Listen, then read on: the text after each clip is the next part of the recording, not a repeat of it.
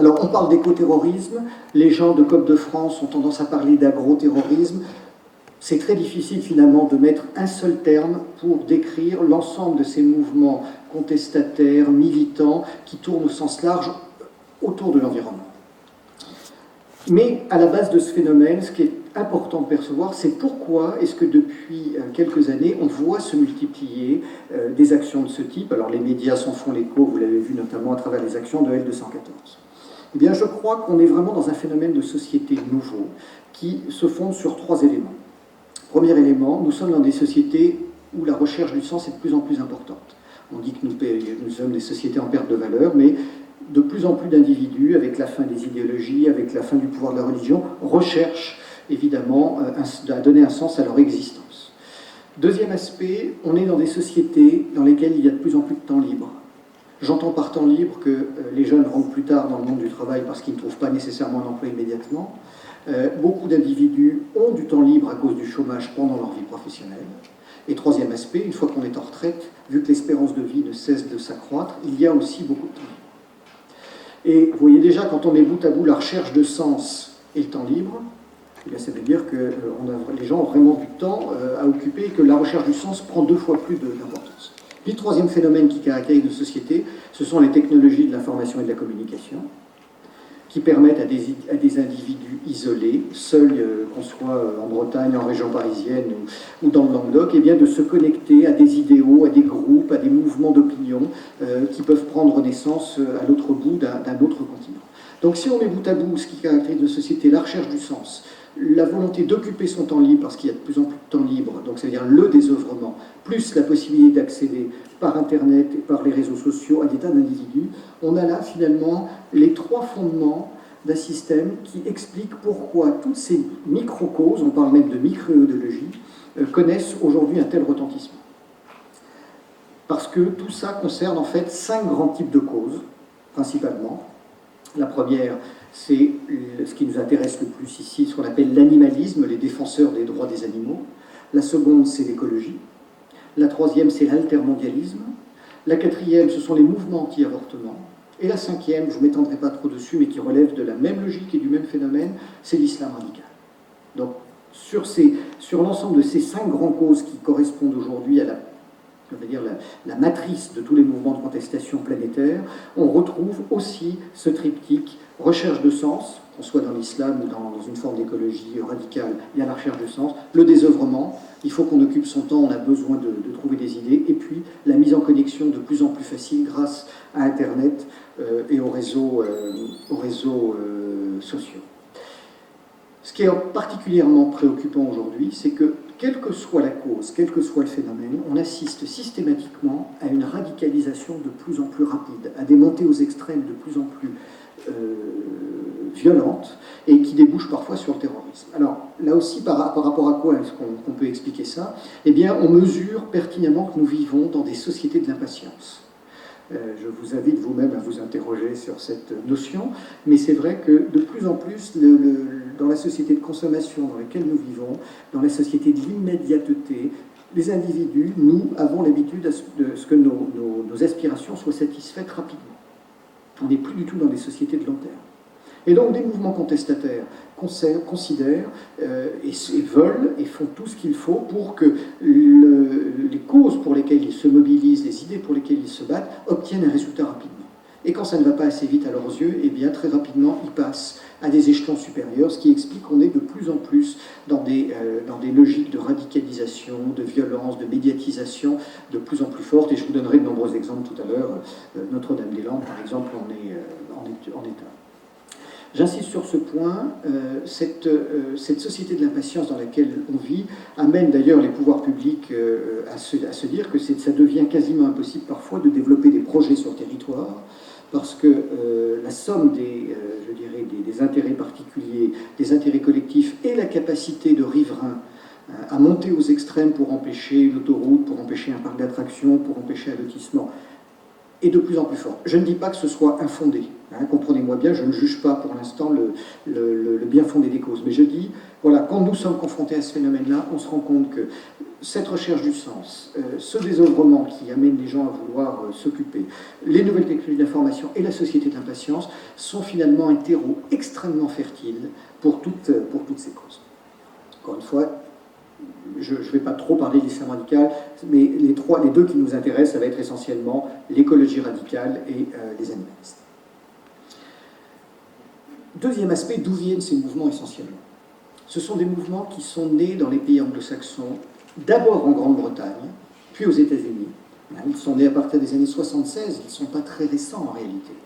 Le Front de libération des animaux, donc en anglais on l'appelle ALF. L'ALF est né en 1976, de groupes qui étaient des groupes anti-chasse en Grande-Bretagne. Et puis, comme toujours, au sein des groupes anti-chasse, il y a ceux qui voulaient uniquement protéger le gibier, qui mettaient des combinaisons oranges pour effrayer les chasseurs, pour perturber les battues de la chasse à courre au pays de Sa Majesté. Et puis, petit à petit, certains ont considéré qu'ils n'avaient pas assez de résultats, donc ils ont commencé à aller plus loin. Ils ont monté un groupe qui est devenu, au départ, un groupe activiste, qui menait des actions violentes, et qui est devenu, depuis, un groupe terroriste. L'ALF, après, est allé migrer aux États-Unis, où un certain nombre de groupes ont pris le relais, d'abord des antennes de l'ALF. C'est revenu un peu plus tard en Grande-Bretagne. De là, c'est passé généralement dans les pays scandinaves. Ça passe après en Allemagne et aux Pays-Bas. Et ça pénètre beaucoup plus difficilement en France et dans les pays latins. Mais j'insiste sur ce point, c'est aussi une maladie des pays développés. Ce que je vous décrivais sur les trois piliers de ces phénomènes sociologiques, c'est-à-dire la recherche de sens, je ne vous le refais pas, les trois éléments, le désœuvrement et les technologies de l'information, ce sont les caractéristiques de nos sociétés post-industrielles. Et donc, ces causes-là n'émergent que dans les sociétés post-industrielles, où on ne se pose pas les questions essentielles de chercher un toit, de se nourrir, on se pose des questions existentielles, finalement, est-ce qu'on doit respecter les animaux, est-ce qu'on doit respecter telle ou telle chose. Donc, à l'origine, vraiment un phénomène qui ne touche que les sociétés développées, parce qu'on ne va pas trouver ça dans les pays du tiers-monde, on ne trouve pas ça en Chine, on ne trouve pas ça en Corée. Il y a bien sûr des tentatives d'implantation de l'ensemble de ces causes sur place. Deuxième élément qui nous intéresse, nous, sur tout ce qui est en relation avec l'écologie et le droit des animaux, c'est qu'il y a aussi une évolution complète des gens qui défendent ces causes. Aujourd'hui, qui défend l'écologie en France, qui défend les droits des animaux, ce ne sont pas des ruraux, ce sont des urbains. Même quand on regarde la structure du vote majoritaire des grands partis écologistes en France, ce sont des bobos parisiens. C'est-à-dire que ce ne sont pas des gens qui ont l'habitude de vivre avec les animaux, pour la majorité d'entre eux. C'est une vision de l'écologie vue par des urbains. C'est très drôle. Ce ne sont pas des gens qui vivent au milieu de leur vache, ils ont une perception de la ruralité, de l'élevage, d'un certain nombre de choses qui est totalement en déconnexion avec le monde paysan. On verra tout à l'heure qu'il peut y avoir des conjonctions, mais le radicalisme et un certain nombre de choses ne prennent jamais leurs racines dans le monde paysan. C'est une vision d'individus urbains, généralement ayant fait des études supérieures, ayant une réflexion entre guillemets philosophique, qui cherchent à imposer leur vision du monde à leur environnement. Ça veut dire aussi qu'il y a derrière ça une évolution des mentalités. Aujourd'hui, la méconnaissance, l'absence de proximité avec l'environnement naturel fait qu'ils ont une vision totalement différente qui devient soit purement intellectuelle, soit purement émotionnelle.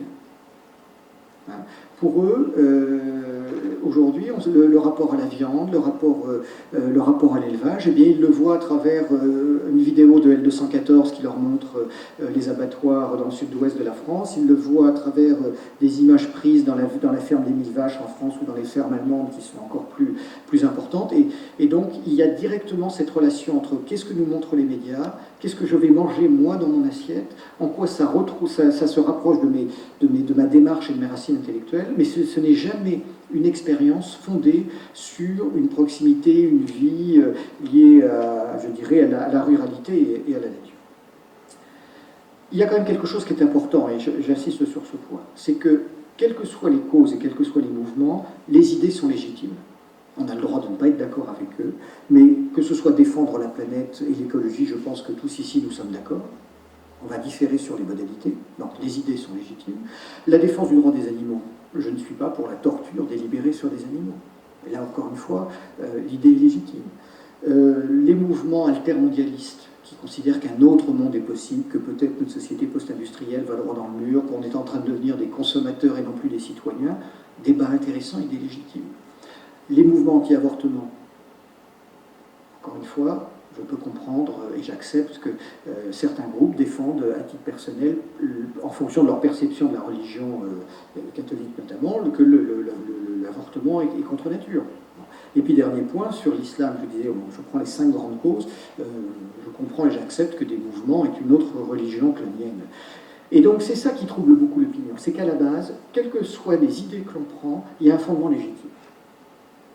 Et que finalement, ce n'est jamais l'idée qu'il faut attaquer, c'est la façon dont on va partir d'une idée légitime et à travers différentes étapes, on va aller vers un mouvement qui va justifier des attentats terroristes, provoquant des morts d'hommes, provoquant des destructions matérielles importantes, au nom de cette cause. Et encore une fois, on en revient à la société de la patience, parce que c'est ce qui caractérise aujourd'hui l'évolution du monde dans lequel on vit. On veut tout de suite, et on est dans cette volonté de médiatiser, de donner de l'ampleur à toutes les actions. Parce que tous les groupes qui opèrent pour ces causes-là, je mets un peu de côté l'islam radical, sont des micro-groupes. On n'est pas dans des mouvements de masse. On n'est pas dans des associations avec des centaines de membres. Ce sont des micro-individus, ce sont des micro-cellules avec beaucoup d'individus qui sont d'ailleurs en marge de la société pour un grand nombre. Alors soit parce qu'ils se sont mis délibérément en marge, parce qu'ils voulaient vivre leurs idées pleinement, soit tout simplement parce que, se retrouvant en raison d'échecs personnels, ils ont été attirés par des idéologies qui apportaient des réponses à leurs questions. Et donc on va retrouver ces individus désœuvrés, qui finalement ont beaucoup de temps à consacrer à leur lutte, qui en plus ont les moyens de se connecter avec des militants du monde entier, de se regrouper à un instant donné pour faire une manifestation, une action et de repartir dans la nature après, et qui deviennent finalement des gens qui font ça à plein temps, sans être payés. Donc on est confronté à des groupes, vous allez voir, il y a plusieurs niveaux, qui peuvent avoir des actions légitimes, peuvent parfois aussi avoir des actions qui ne le sont pas, qui sont ultra-violentes et qui sont répréhensibles aux yeux de la loi, mais on est sur des individus qui ne sont généralement pas payés et qui ont la totalité de leur temps libre pour agir. Ça veut dire que quand on veut s'opposer à un phénomène de cette nature, ça pose énormément de problèmes. Alors je vous ai dit 5 causes, un certain nombre d'explications qui composent le terreau de ce système. Ça nous vient essentiellement de Grande-Bretagne, des États-Unis. Ça prend beaucoup plus difficilement pied chez nous. Comment est-ce que ces groupes sont organisés ? On est sur un système qui a été inventé, pareil, en 1976, par les gens de l'ALF, qui s'appelle le système Starfish. Starfish, en anglais, c'est l'étoile de mer. Ces activistes-là alors j'ai oublié juste un élément, je reviens dessus, ça nous vient du monde anglo-saxon, et j'ai omis c'est en majorité aussi quelque chose qui vient de la culture gauchiste. Je dis gauchiste délibérément, ça ne veut pas dire de gauche, c'est vraiment le gauchisme au sens activisme, agitation, propagande. À l'exception bien sûr des mouvements anti-avortement, qui eux ont une culture qui vient plutôt de la droite dure, conservatrice, voire de l'extrême droite. Mais en tout cas, pour tout ce qui relève de l'altermondialisme, de l'écologie et du droit des animaux, on retrouve aussi beaucoup de militants qui étaient soit de manière extrêmement virulente anticapitaliste, soit anti-marque, anti-publicité, et qui finalement ont recréé leur culture et ont retrouvé dans ces groupes des raisons d'exister. Il y a aussi, et ça c'est nouveau, beaucoup de jeunes qui sont apolitiques, mais qui sont aspirés par ces idéologies-là. Alors j'en reviens à mon étoile de mer. Lorsque les militants se sont organisés deuxième moitié des 70, ils se sont dit comment est-ce qu'on peut créer un système qui résiste aux infiltrations de la police et qui puisse nous assurer de fonctionner de manière décentralisée. Et donc, quand on réfléchit à la structure des organisations, on pense souvent à la toile d'araignée. L'araignée est au cœur de sa toile, elle tisse des fils tout autour d'elle, mais c'est un système hiérarchique, c'est-à-dire que si vous éliminez l'araignée ou une partie des toiles, le système tombe. Et donc ils ont inventé, à l'époque d'ailleurs où on commençait à mettre un petit peu Internet en place, mais sans relation avec Internet, ils ont inventé le système de l'étoile de mer. L'étoile de mer, c'est quoi ? Bon, c'est bien ici sur les côtes, c'est que vous coupez une branche de l'étoile de mer, il y en a 2 qui repoussent. C'est-à-dire que c'est un système qui n'a pas de centre nerveux central, où chacune des branches de l'étoile de mer va avoir ses vie propre.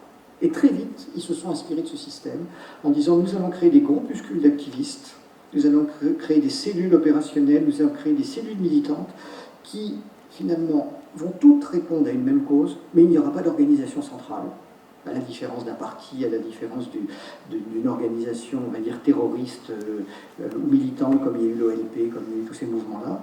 Ce sont des structures sans cœur et sans centre. Ça veut dire que dès lors qu'elles commettent des actions illégales, elles sont 2 fois plus difficiles à infiltrer pour des services de police, pour des gens qui veulent lutter contre elles. Et le fait que les nouvelles technologies de l'information soient apparues, ça a décuplé leur efficacité et leur capacité à se mobiliser. Donc dès qu'on travaille sur ces causes qui vont s'en prendre, notamment pour ce qui me concerne ici à l'agriculture, on a affaire à des dizaines de petits groupuscules, 2, 3, 7 individus, 10, 12, je ne parle pas des grosses associations comme la SPA par exemple, mais qui sont capables de se mobiliser les uns et les autres, de réunir, et puis de passer à l'action ensemble. On identifie très concrètement 5 niveaux dans ces mouvements-là. Ça c'est nouveau parce que pendant très longtemps, dès qu'on regardait les structures militantes, il y avait 3 niveaux. Je prends un exemple, alors en tant que breton, je ne peux pas dire que les Irlandais de l'IRA aient été des terroristes, donc je vais prendre comme exemple l'ETA, mais tous ces mouvements-là avaient traditionnellement le groupe armé, c'était le cas avec l'ETA, la vitrine politico-militaire, c'était le cas avec Eri Batasuna, et puis les soutiens dans la population. On trouvait la même chose à l'OLP, on trouvait la même chose plus ou moins avec les Brigades Rouges, et en Irlande avec l'IRA, le Sinn Féin et la population. Et ce modèle-là est devenu obsolète. Aujourd'hui, on est confronté à des modèles à 5 niveaux. Premier niveau, c'est ce qu'on appelle la période la phase du prophète. Il y a toujours à l'origine un intellectuel ou un penseur. C'est-à-dire celui qui lance le débat et apporte des idées. Notamment sur le droit des animaux, ça va être des gens comme Peter Singer, l'américain qui a fait toute une série de livres. Il y en a quelques-uns comme ça. Dans le monde, sur la cause altermondialiste, du côté des anticapitalistes, c'est la journaliste canadienne Naomi Klein qui a fait toute une série de... Il y a à la base, alors pas nécessairement un intellectuel, ça peut être un chercheur, ça peut être dans les mouvements anti-avortement, ça va être des pasteurs ou des prêtres. On va trouver à la base quelqu'un qui a réfléchi, qui a une forme de légitimité, qui n'est pas un activiste, et qui lance le débat. Deuxième phase, on voit s'agréger autour de lui, c'est ce qu'on appelle la phase des disciples, un petit groupe qui est captivé par ses idées, et puis finalement qui va travailler en petites cellules, s'auto-convaincre, s'auto-congratuler, et commencer finalement à jeter les bases du mouvement. Là, on est toujours dans une structure de type association 1901, ils sont autour du gourou, entre guillemets, et on commence à avoir là un petit groupe qui ne fait pas encore de prosélytisme, mais qui forme un premier noyau, ce qu'on appelle la phase des disciples. Troisième phase, on va rentrer dans la phase du prosélytisme. Ce petit groupe-là commence à s'ouvrir sur le monde extérieur, et va porter la bonne parole. C'est-à-dire qu'on fait des tracts sur les marchés, on fait un site internet, on commence à faire des journaux, on commence à aller parler avec les gens. On ne transgresse toujours pas la loi à ce niveau-là, si on n'est pas d'accord avec les idées. En tout cas, sur un plan judiciaire, on ne peut rien leur reprocher. Et puis, on passe rapidement en quatrième étape. Quatrième étape, c'est la phase de l'activisme. L'activisme qui se caractérise à la fois par un versant violent et un versant non violent. L'activisme, c'est ce que l'on voit quand les gens rentrent dans les élevages ou dans les abattoirs pour faire des vidéos. Encore une fois, je ne porte pas encore de jugement sur ce qu'ils font. Voilà. Là, on rentre dans des choses où il y a du viol de la propriété privée, mais effectivement, à partir du moment où c'est passé sur TF1, eh bien, on sait que s'il y avait une poursuite judiciaire, ils arriveraient bien sûr à échapper à beaucoup de choses. C'est aussi les grandes manifestations monstres que l'on voit dans les sommets du G8, du G20, les sommets de l'OTAN, souvenez-vous, depuis le début des années 2000, Evian, les sommets de l'OTAN à Strasbourg, le sommet de Gênes, où là il y a de véritables batailles rangées, où on est dans du trouble à l'ordre public, il y a des dégradations, il y a de véritables armées organisées avec des répartitions des rôles entre les activistes qui sont très présents. Mais ils ont aussi beaucoup d'actions non violentes, parce qu'ils utilisent énormément le registre festif pour s'attirer le soutien de l'opinion et des médias. Par exemple, dans les sommets comme à Strasbourg, la première ligne des manifestants violents était occupée par des clowns. Les clowns qui font rire les enfants, qui attirent les caméras, qui font rire les passants, mais qui pendant 2 ou 3 heures vont harceler les forces de l'ordre. Et puis une fois qu'ils ont bien chauffé les forces de l'ordre, à ce moment-là, qu'est-ce qui se passe? Ceux qui sont derrière, qui sont les vrais casseurs, commencent à jeter des pierres, des cocktails Molotov, toutes sortes de choses. Et quand les forces de l'ordre chargent, eh bien, les premières personnes qu'elles vont renverser sur leur passage, et parfois un petit peu malmenées, ce sont des clowns. Donc vous imaginez en termes d'utilisation de l'image que ça donne dans les médias. Donc il y a un vrai sens de la manipulation, très astucieux, qui est fait. Et puis, quand on dépasse ce stade de l'activisme, on arrive à l'ultime stade, dont nous ne sommes pas encore victimes en France, qui est le stade du terrorisme. Et j'insiste sur ce point, toutes ces causes donnent ou ont donné lieu à l'existence d'un mouvement terroriste.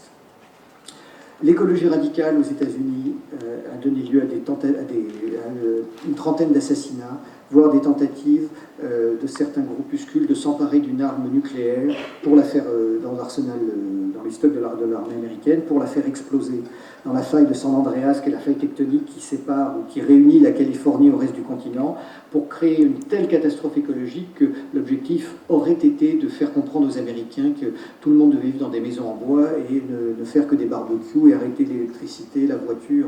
Donc on tombe à un certain niveau sur des types qui sont de véritables fous. Les gens des droits des animaux ont fait toute une série d'agressions extrêmement violentes, là aussi aux États-Unis, en Grande-Bretagne, dans les pays scandinaves. Les altermondialistes ne sont pas allés jusqu'à l'action terroriste. Bien sûr, les anti-avortements ont fait pareil d'une cinquantaine de meurtres aux États-Unis sur des médecins pratiquant l'IVG. Et les islamistes, je n'ai pas besoin de vous expliquer ce qu'ils font. Et ce qui est très important, c'est ça, c'est de voir que ces 5 étapes se succèdent aujourd'hui de plus en plus vite. Auparavant, il y a encore une dizaine d'années, on mettait un temps de passer d'un groupe à l'autre. Et aujourd'hui, on voit des individus qui parfois passent du stade 2 directement au stade 5, sans lien, sans que l'on comprenne pourquoi, sauf que finalement, lorsque ces gens-là sont en recherche de sens, ça veut dire qu'il y a des fragilités psychologiques et très rapidement ils sont attirés par les extrêmes. Et ce que le grand public a un mal fou à comprendre, c'est qu'il y a une différence fondamentale entre des idées qui peuvent être légitimes à la base, j'insiste vraiment là-dessus, et le terrorisme violent. Il y a chez eux une solidarité complète. Par exemple, il y a une femme dans le sud de la France qui est propriétaire d'un très grand hôtel très célèbre sur la promenade des Anglais qui défend le droit des animaux. Elle considère qu'effectivement c'est un point de vue que les chiens et les chats, on arrive mieux à coopérer, à dialoguer avec eux, et qu'on les comprend beaucoup mieux que les humains. Chacun a le droit d'avoir son point de vue, ça peut prêter à sourire, mais bon, cette brave femme a cette position. Seulement, le jour où il y a un attentat, où il y a une action violente qui implique des activistes des droits des animaux et qui vont faire soit des blessés, soit un incendie criminel, eh bien, elle les soutiendra. Et parce que les militants eux-mêmes n'arrivent pas à se rendre compte que le passage des frontières est quelque chose d'extrêmement marqué, et il y a une espèce de solidarité interniveau dans ces causes qui explique qu'il y a toujours des gens qui sont des purs pacifistes, qui sont au stade 1 ou au stade 2, qui se battent pour les idées, même si nous ne sommes pas d'accord avec eux, qui iront jusqu'à défendre un certain nombre d'actions terroristes qui sont faites ou qui ont été faites. Et la grande force de ces mouvements, aujourd'hui, c'est effectivement d'avoir compris qu'on va mettre en avant le festif, on va mettre en avant les médias, on va faire des actions spectaculaires, on fait beaucoup d'actions de communication, et puis de temps en temps, on fait des actions violentes, et des actions violentes qui vont vraiment nous permettre, là aussi, comme avec les islamistes, parfois de recruter de nouveaux militants. Alors je vous ai dit sur le plan des idées que toutes les idées étaient légitimes à la base, mais que de la même façon qu'il y a 5 niveaux, on va dire, d'activisme de plus en plus violent, il y a aussi 5 niveaux de durcissement des idées. Et pour le cas qui nous intéresse sur les défenseurs des droits des animaux, on part d'une idée que je considère comme légitime à la base, et on arrive à des aberrations intellectuelles. Chris de Rose, qui était un des leaders d'ALF, il a un peu décroché, déclare sans rougir qu'aucune vie humaine ne doit justifier la mort d'un rat. Vous voyez, quand sur un plan intellectuel, vous avez des gens capables de vous sortir des aberrations comme ça montre à quel point ils sont passés sur la tranche, permettez-moi l'expression, sur un plan intellectuel. Dans ceux qui défendent le droit des animaux, il y a tout un débat entre ce qu'on appelle les spécistes, plus exactement les antispécistes, entre ceux qui sont les welfaristes. Alors on a quasiment que des mots anglais comme ça. Il y a ceux qui considèrent qu'effectivement, on ne doit pas exploiter l'animal à tort et à travers. Théorie très intéressante quand on l'étudie, d'ailleurs qui interpelle par bien des aspects. Ils vous disent on doit limiter au maximum la souffrance animale. Ils ne vous disent pas on doit arrêter de faire des tests sur les animaux, ils ne vous disent pas on doit arrêter de les manger, mais ils disent voilà, autant que faire se peut, on doit empêcher un certain nombre d'actions violentes, et notamment certains de ceux qui rentrent dans les abattoirs sont dans cette logique-là. Et puis, pour faire simple, vous avez à l'opposé les antispécistes, qui considèrent que nous ne devons faire aucune différence entre l'homme et l'animal. Et il parle d'ailleurs, pour les animaux, pour les hommes, il parle d'être vivant non humain. Et qu'à partir de ce moment-là, l'homme ne doit absolument pas ni domestiquer l'animal, ni manger de sa viande, ni utiliser sa peau. Et donc tout ce groupe-là évolue avec les logiques végétariennes et véganes. Et ce sont essentiellement au sein de ces groupes véganes et antispécistes qu'on va trouver le plus souvent ceux qui passent à des actions beaucoup plus radicales derrière. Mais intellectuellement, leur grand discours, c'est de dire la lutte pour le droit des animaux aujourd'hui, elle est comparable à la lutte contre l'esclavage. Quand on a à partir de la fin du XVIIIe siècle, quand il y a eu ces grands phénomènes de lutte contre l'esclavage pour libérer les populations noires, et ils disent c'est la même chose que la lutte pour libérer les camps nazis. Donc vous voyez, on est déjà, ils veulent absolument mettre dans l'esprit du grand public et des gens qui s'intéressent à cette cause des référents qui sont des grandes causes de l'humanité, mais sur un plan philosophique, il y a des choses qui sont extrêmement troublantes. Alors, c'est particulièrement amusant parce qu'on voit une profusion de philosophes aujourd'hui épouser ces causes-là.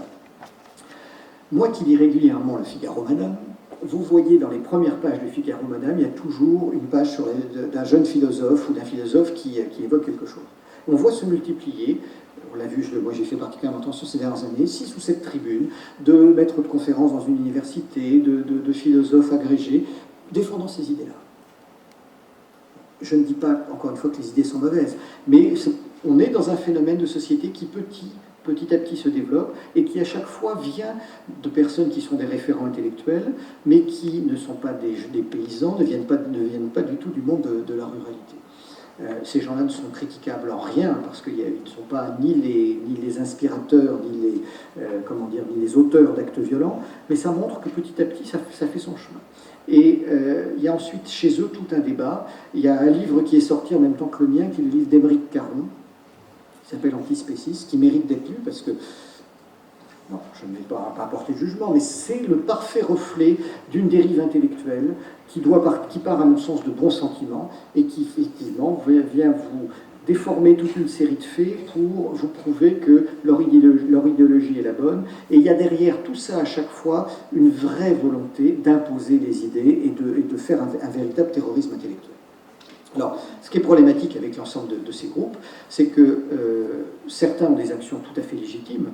Par exemple, Novotel a dû changer la totalité de ses producteurs d'œufs il y a quelques années, sous la pression de groupes animalistes qui considéraient que Novotel achetait ses œufs à des producteurs qui avaient les poules dans des batteries, dans des conditions innommables, où elles n'avaient pas le nombre de centimètres carrés suffisant, elles se déchiquetaient les unes et les autres à coups de bec. Donc, ils les ont conduits, par une amicale pression, à changer de fournisseur.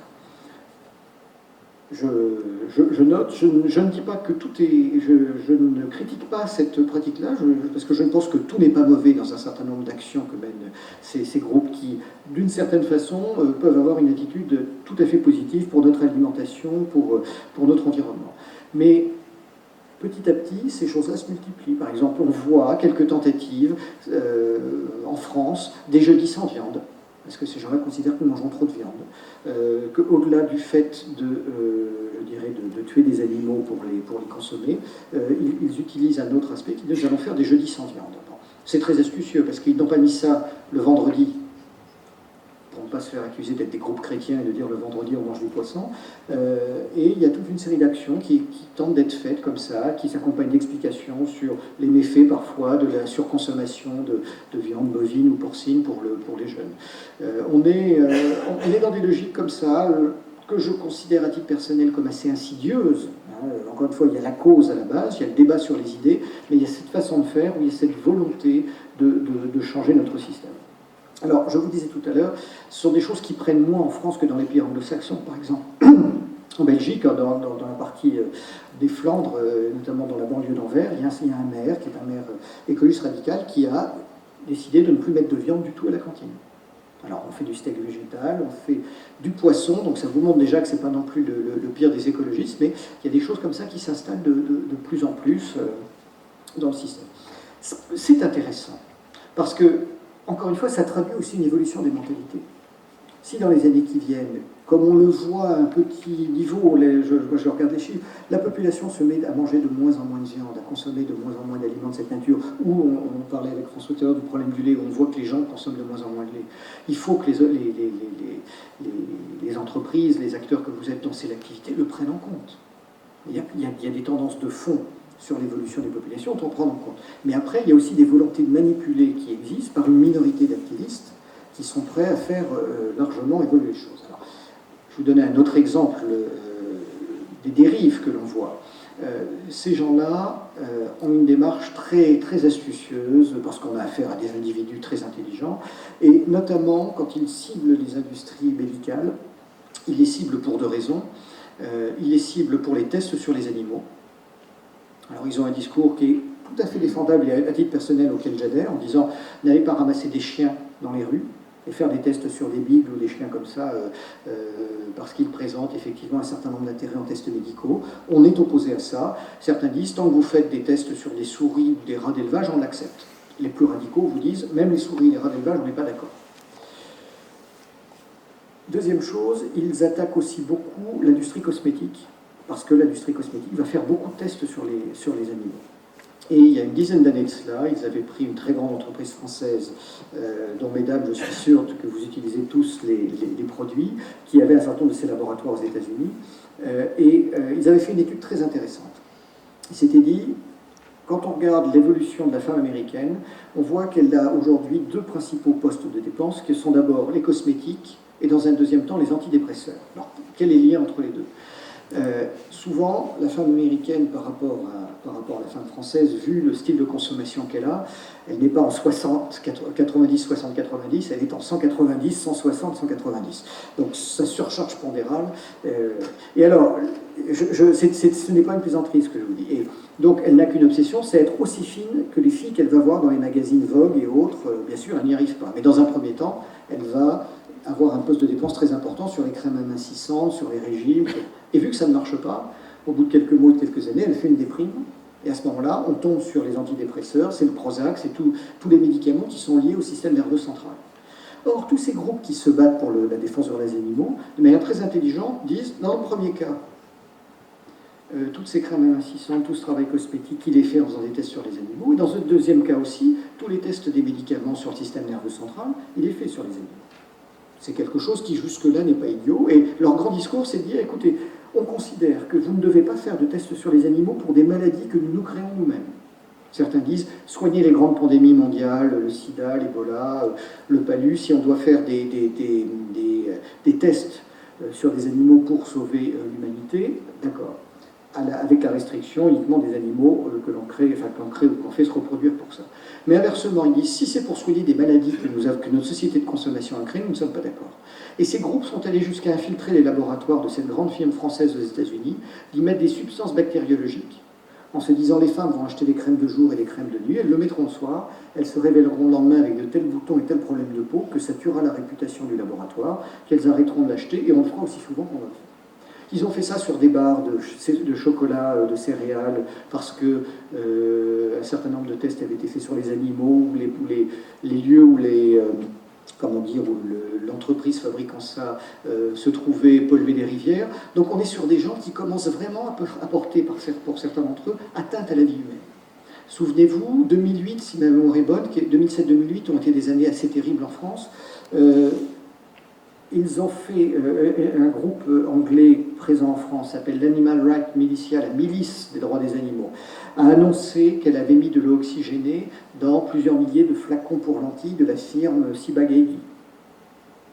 Donc vous imaginez, pour ceux qui, comme moi, portent des lentilles, vous rincez vos lentilles le soir, vous les remettez dans l'œil, il y a de l'eau oxygénée, c'est quand même terrible pour la rétine et pour l'œil, on ne perd pas la vue, mais c'était... Donc ça a obligé la firme à retirer la totalité de sa production de toutes les pharmacies de France et de Navarre. Que se serait-il passé s'il n'avait pas fait et que les habitants aient utilisé ce genre de produit pour rincer leur lentille optique. Donc on voit petit à petit cette dérive de ces mouvements très violents. Je me souviens en 2001 au Danemark, pour un grand laboratoire travaillant là aussi sur un grand laboratoire médical, les animalistes débarquant d'Angleterre, séquestrant les enfants des membres du board de la société danoise pendant une journée entière dans leur salle de classe, en leur mettant sur les murs des photos de 2 mètres sur 2 d'animaux sanguinolents sur lesquels étaient faits des tests. Vous imaginez l'impact en expliquant aux enfants, voilà ce que font tes parents. Encore une fois, la cause peut être bonne à la base. Mais quand on arrive petit à petit à cette dérive, c'est extrêmement préoccupant. Alors, bien sûr, l'élevage est visé. Mais je vous le disais, c'est l'élevage, c'est les industries agroalimentaires de transformation dans leur ensemble. Ça va être tout ce qui est lié, bien sûr, aux tests sur les animaux, aux cosmétiques, et puis la santé. Comment est-ce que nous voyons ça en France? J'ai commencé à vous parler de la France, mais il me semblait important de vous expliquer d'où vient le phénomène. En France, ce phénomène-là est apparu à partir des années 2005. Et ce qui est très frappant chez nous, c'est que ce n'est pas la cause altermondialiste, ce n'est pas la cause écologiste radicale qui a pris le plus d'ampleur, ce n'est pas la cause anti-avortement qui a pris le plus d'ampleur, c'est la cause du droit des animaux qui, à partir de 2005, s'est développée de manière assez dynamique. Elle est répartie en France essentiellement sur 2 zones. Le sud-ouest, la région de Toulouse, pour 2 raisons d'ailleurs. D'abord parce que c'est là où on va trouver de la corrida, des producteurs de foie gras. Et c'est aussi là où, souvenez-vous, pendant la guerre civile d'Espagne, beaucoup de militants communistes très à gauche étaient présents, donc il reste une espèce de culture d'activistes assez forte dans la région. La deuxième, c'est l'ouest, parce que malheureusement dans cette dynamique-là, 60% de l'élevage français se trouve en Bretagne, donc c'est aussi un point d'action. On va les trouver après dans l'ensemble des grandes villes. On les trouve sur Lyon, on les trouve sur Paris, on va les trouver un petit peu sur Marseille, mais vraiment l'endroit où on a relevé le plus d'actions, c'est d'abord le sud-ouest de la France. Action anti-foie gras, action anti-corrida, action anti-boucherie, vraiment alors c'est les bouchers, les boucheries chevalines n'existent quasiment plus, mais elles sont bien sûr extrêmement visées, les magasins de fourreurs, les magasins de cosmétiques, notamment les boutiques Body Shop, mais c'est aussi tous les cirques, parce qu'ils considèrent que dans les cirques, eh bien, on instrumentalise et on esclavagise les animaux. Donc les cirques sont attaqués. Alors, on enlève toute la signalétique d'un cirque, on perturbe le déplacement des camions, voilà. C'est bien sûr les élevages, où il y a des opérations de libération d'animaux, notamment dans le domaine de la fourrure, des libérations de visons, des libérations d'un certain nombre de lapins sur l'Angora. Ils n'ont pas encore fait de libération majeure de troupeaux de porcs, pour l'instant ça n'a pas marché. Il y a peu d'action. Par contre, ils rentrent dans les élevages, ils rentrent dans les abattoirs et ils filment, en faisant souvent de la provocation d'ailleurs. En rentrant de nuit de manière illégale dans un élevage pour filmer la manière dont soit les poules, soit les porcs, soit les vaches sont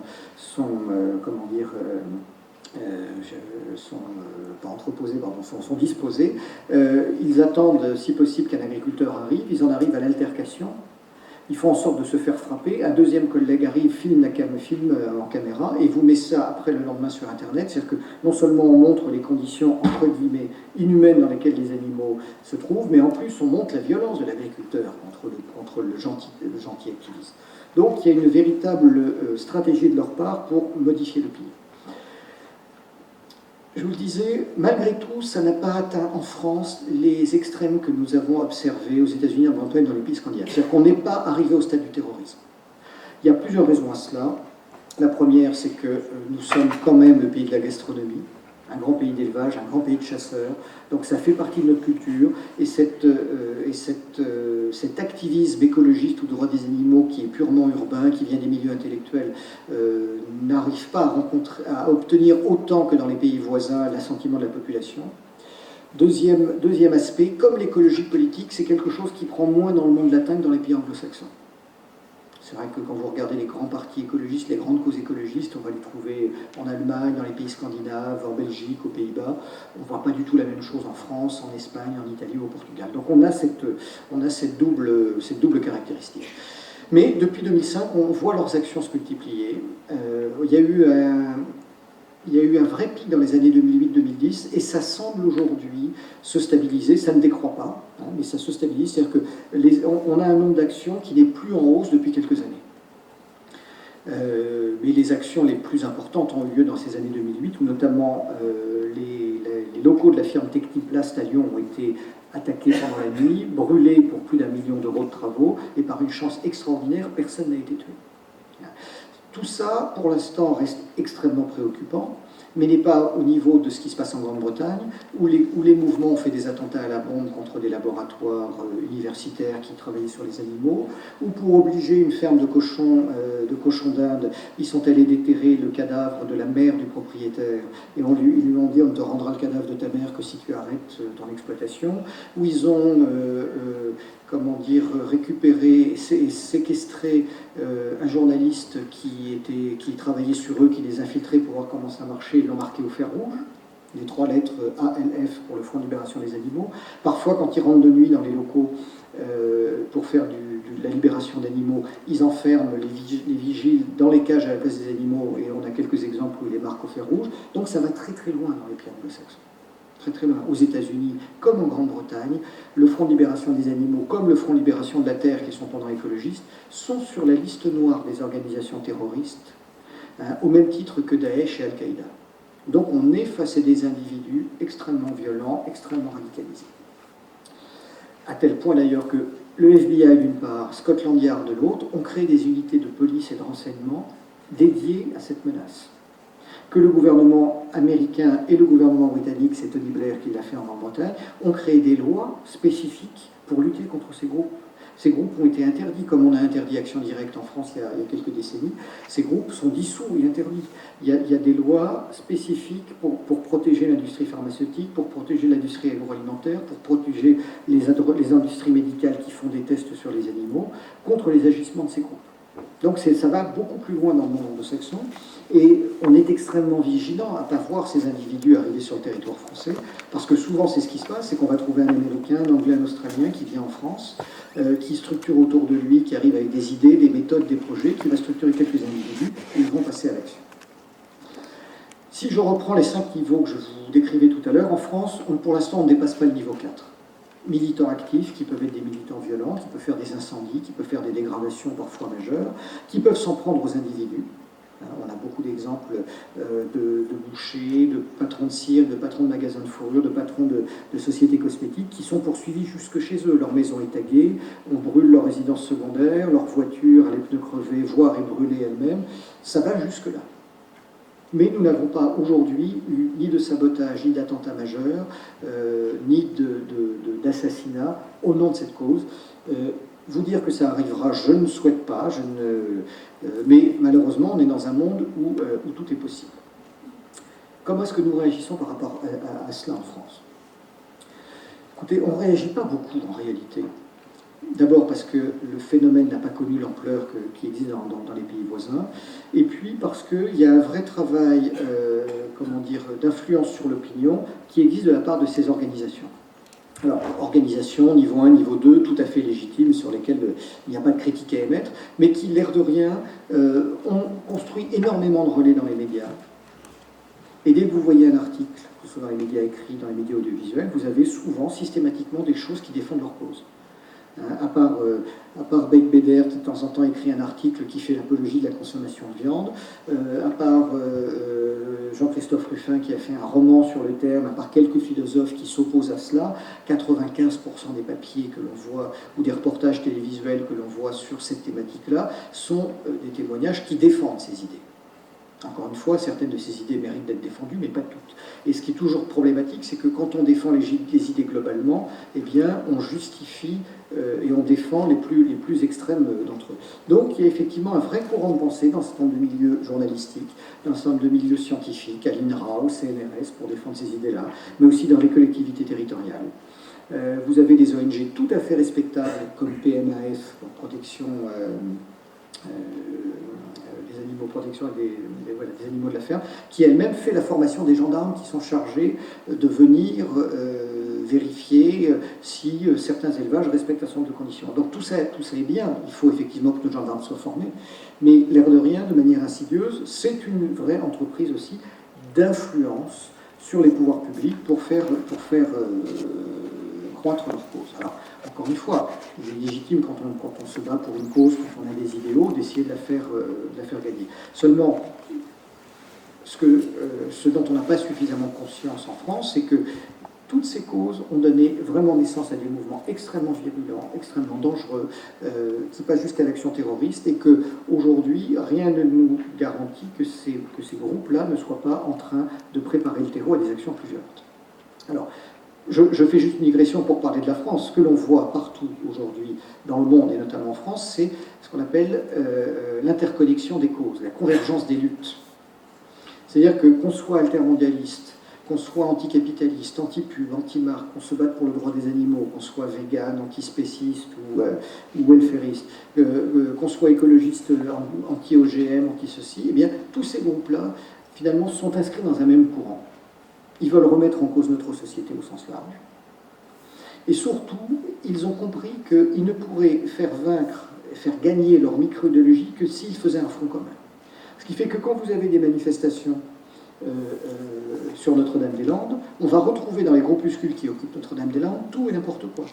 Vous avez des altermondialistes, vous avez des anticapitalistes, et puis vous avez trouvé les gens des droits des animaux qui viennent leur donner un coup de main, des écologistes radicaux aussi. Pourquoi? Parce que 6 mois après, lorsqu'il y aura une grande manifestation sur un sommet à Berlin, à Londres ou à Paris, eh bien, tous ces groupes-là iront cette fois sous la bannière des mouvements écologistes.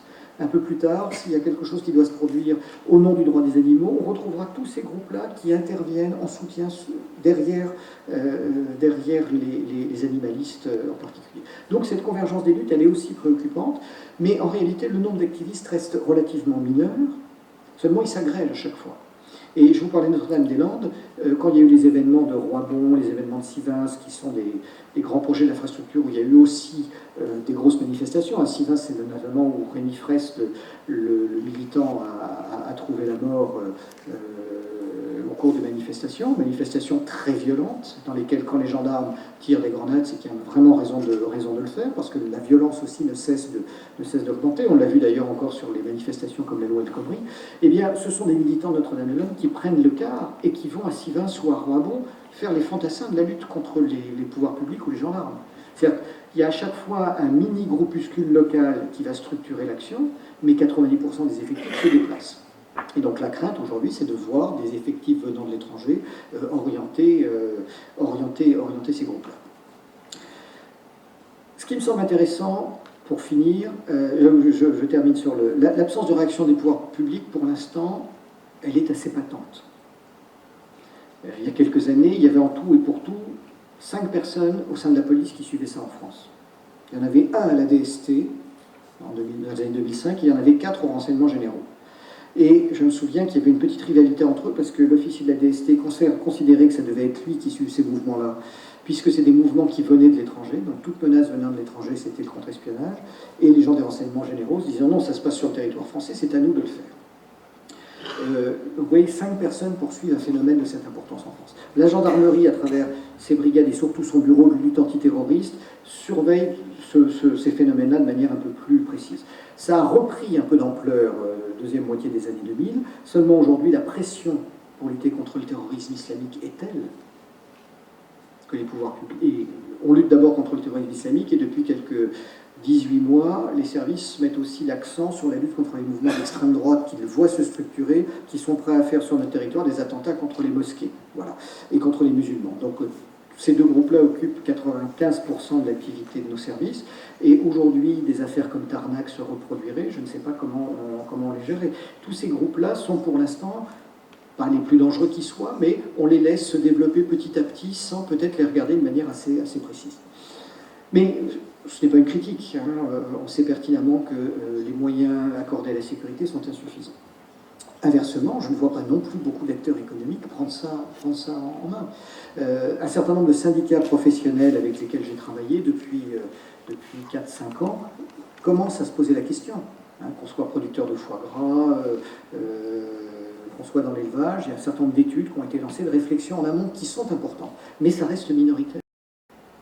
Alors si le phénomène ne prend pas d'ampleur, ça n'aura pas d'impact. Mais s'il prend de l'ampleur, on risque d'être un petit peu dépassé par les événements.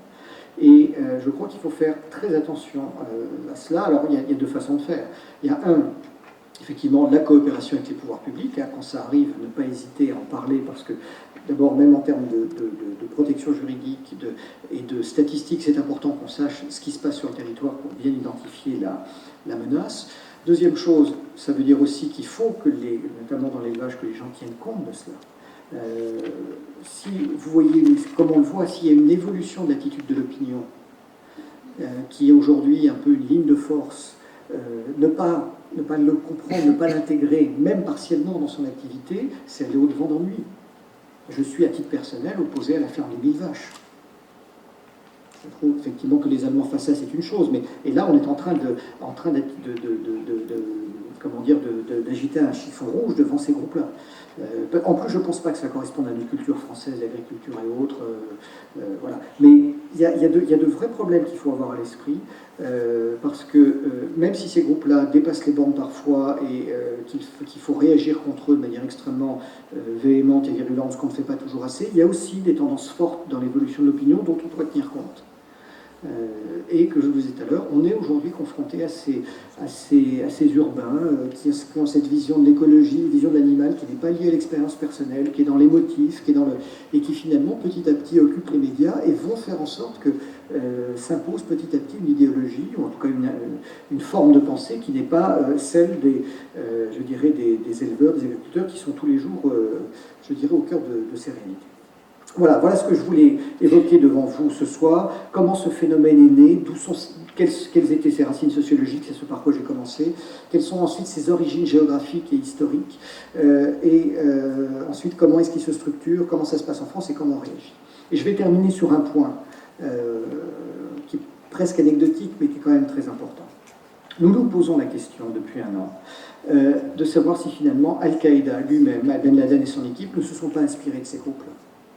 Parce qu'on a, et j'en ai fait partie, dès les années 2000, on a cessé de dire le terrorisme islamique est un nouveau terrorisme, c'est un terrorisme mondialisé, c'est le terrorisme de la génération Internet, il ne se comporte pas comme les Palestiniens, comme les autres terroristes des années 80 et 90, ils ont inventé quelque chose. Et plus on a travaillé sur les mouvements animalistes, sur l'écologie radicale, dont on retrouve les racines et les opérations dès les années 76, eh bien on se rend compte qu'aujourd'hui, les groupes terroristes comme Al-Qaïda, et bien finalement, appliquent quasiment à la lettre les stratégies, les modes opératoires et les modes d'action qui ont été inventés par les gens du Front de libération des animaux et du Front de libération de la terre. Alors c'est inquiétant. Je vous le disais, aux États-Unis, en Angleterre, c'est un véritable problème de sécurité.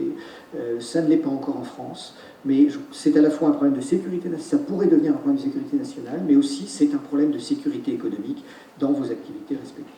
Voilà, je vous remercie de votre attention.